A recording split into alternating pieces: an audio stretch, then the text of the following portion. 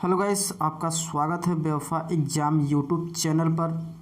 दोस्तों आज फिर से लेकर आ गया हूँ टॉप 20 इम्पोर्टेंट हिस्ट्रिकल क्वेश्चन जो दोस्तों आपके लिए बहुत ही उपयोगी हैं एनसीएल के एचएमएम ऑपरेटर या दोस्तों एनसीएल के अनदर और भी एग्ज़ाम्स के लेकर रिलेटेड बहुत ही इंपॉर्टेंट है। तो दोस्तों आज की इस वीडियो पूरा अंत तक देखते रहिए जिससे आपको सारे इंपॉर्टेंट क्वेश्चन अच्छी तरह से रिविजन हो सके। तो सबसे पहला क्वेश्चन है, निम्नलिखित में से कौन सा poverty and un British rule के इन इंडिया के लेखक हैं? तो कौन है? दादा भाई नौरोजी हैं। कौन है? दादा भाई नौरोजी हैं। किसके लेखक हैं? Poverty and on British rule of in India के लेखक हैं दादा भाई नौरोजी। चलिए दोस्तों नेक्स्ट क्वेश्चन की तरफ हम लोग आगे बढ़ते हैं।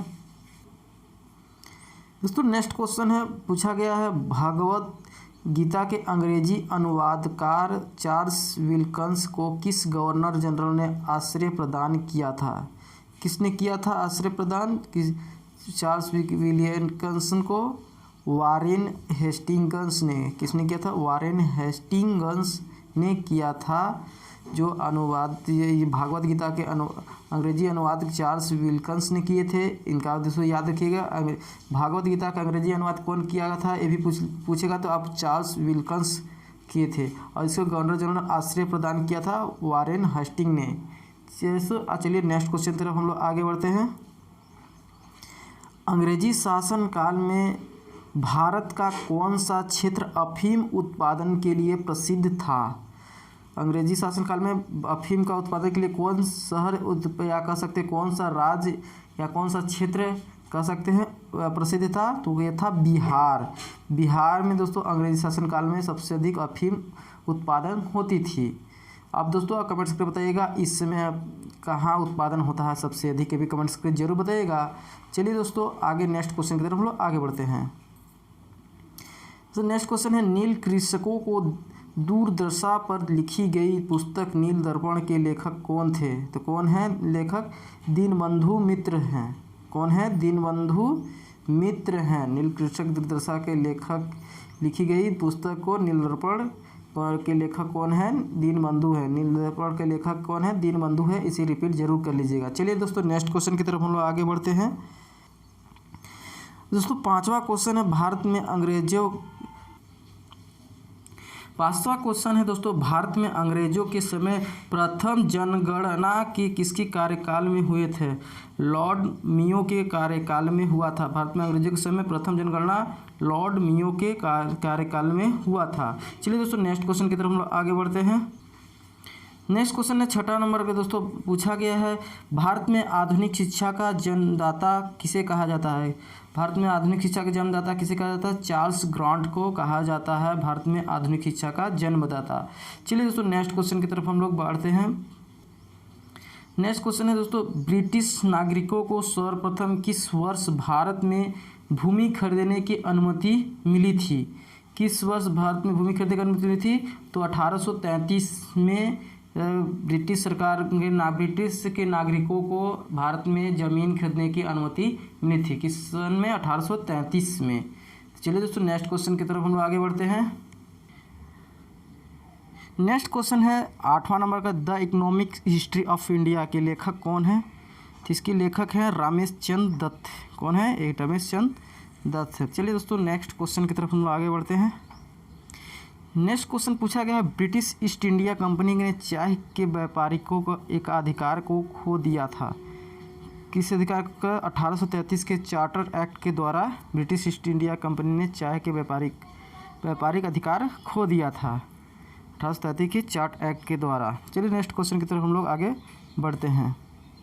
तो नेक्स्ट क्वेश्चन है, भारत की पहली आधुनिक पटसन मिल कहाँ स्थापित की थी? पटसन के मिल कहाँ स्थापित की? रिसरा, जहाँ बंगाल में इसमें उपस्थित है, बंगाल में रिसरा में। तो दोस्तों ये बहुत ही इंपॉर्टेंट क्वेश्चन है जो कि आप लोग अच्छे से रट लीजिएगा, याद कर लीजिएगा, क्योंकि दोस्तों ये हिस्ट्रिकल क्वेश्चन से जो पुराने समय के पहले उसमें पूछे जाते हैं, ये एनसीएल के एग्जाम में अक्सर पूछे जाते हैं क्वेश्चन, इसे ध्यान दीजिएगा।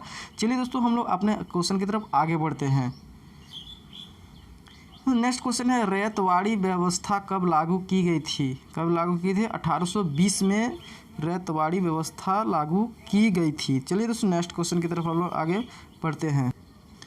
नेक्स्ट क्वेश्चन है सर टॉमस मुनरो किस भूराजस्व बंदोबस्त के संबंधित है? रैतवाड़ी बंदोबस्त से संबंधित है। सर टॉमस मुनरो किस भूराजस्व से संबंधित है? तो ये रैतवाड़ी बंदोबस्त से संबंधित है, ये रट लीजिएगा। चलिए नेक्स्ट क्वेश्चन की तरफ हम लोग आगे बढ़। नेक्स्ट क्वेश्चन है अंग्रेजों द्वारा सर्वप्रथम कहवा बंगाल कहाँ लगाए गए थे? अंग्रेजों द्वारा सर्वप्रथम कहवा बागान कहाँ लगाए गए थे? ये कहाँ वायनाड जनपद में लगाया गया था। कहवा बागान कहाँ लगाया था? वायनाड जनपद में लगाया गया था। चलिए नेक्स्ट क्वेश्चन की तरफ हम लोग आगे बढ़ते हैं। तो नेक्स्ट क्वेश्चन है पूछा गया है निम्नलिखित में से किसकी स्थापना ज्योतिबा फुले ने की थी? सत्यशोधक समाज की स्थापना ज्योतिबा फुले ने की थी। याद रखिए ज्योतिबा फुले ने किसकी स्थापना की थी? सत्यशोधक के समाज की स्थापना। या दोस्तों ऐसा भी पूछ सकता है कभी भी सत्यशोधक के समाज की स्थापना किसने की थी? तो ज्योतिबा फुले ने की थी। ये रहेगा आंसर आपका। चलिए नेक्स्ट क्वेश्चन की तरफ हम लोग आगे बढ़ते हैं। नेक्स्ट क्वेश्चन है वर्ष 1873 ईस्वी में महाराष्ट्र के स्थापित सत्यशोधन समाज की उद्देश्य था किसका था? 1873 ईस्वी में महाराष्ट्र की स्थापना सत्यशोधक समाज की उद्देश्य था। कौन था? ब्राह्मणवाद का विरोध करना और दूसरा निम्न जातियों की शिक्षित करने का उनका उत्थान करना। तो यानी कि ए और बी दोनों इसका करेक्ट आंसर हो जाएंगे, तो याद रख लीजिएगा। चलिए दोस्तों नेक्स्ट क्वेश्चन की तरफ हम लोग आगे बढ़ते हैं। नेक्स्ट क्वेश्चन है दोस्तों बारदोली सत्याग्रह 1928 का नेतृत्व किसने किया था? किसने किया था? वल्लभ भाई पटेल ने किया था। बारदोली सत्याग्रह 1928 का नेतृत्व किसने किया था? वल्लभ भाई पटेल ने किया था। चलिए दोस्तों नेक्स्ट क्वेश्चन की तरफ हम लोग आगे बढ़ते हैं। नेक्स्ट क्वेश्चन है दोस्तों वल्लभ भाई पटेल की सरदार की उपाधि उनकी कुशल संगठन की क्षमता के कारण किस आंदोलन के दौरान दी गई थी? किसके आंदोलन के दौरान? बारदोली सत्याग्रह के आंदोलन के दौरान ही दी गई थी उन्हें सरदार की उपाधि। और दोस्तों सरदार की उपाधि किसने दिया था? ये भी कमेंट्स करके आप लोग बता दीजिएगा। चलिए नेक्स्ट क्वेश्चन की तरफ आगे बढ़ते हैं। तो नेक्स्ट क्वेश्चन है किस वायसराय के शासनकाल में पहला कारखाना अधिनियम पारित किया गया था? लॉर्ड रिपेन के कार्यकाल में पहला कारखाना शासन के पारित किया गया था। चलिए नेक्स्ट क्वेश्चन की तरफ आगे बढ़ते हैं। दोस्तों नेक्स्ट क्वेश्चन है वायकोम सत्याग्रह 1924 से 25 कहाँ चलाया गया था? कहाँ चलाया गया था? केरल में चलाया गया था। वायकोम सत्याग्रह 1924 से 25 चला गया था, केरल में चलाया गया था। चलिए दोस्तों हम लोग नेक्स्ट और अंतिम क्वेश्चन की तरफ हम लोग आगे बढ़ते हैं।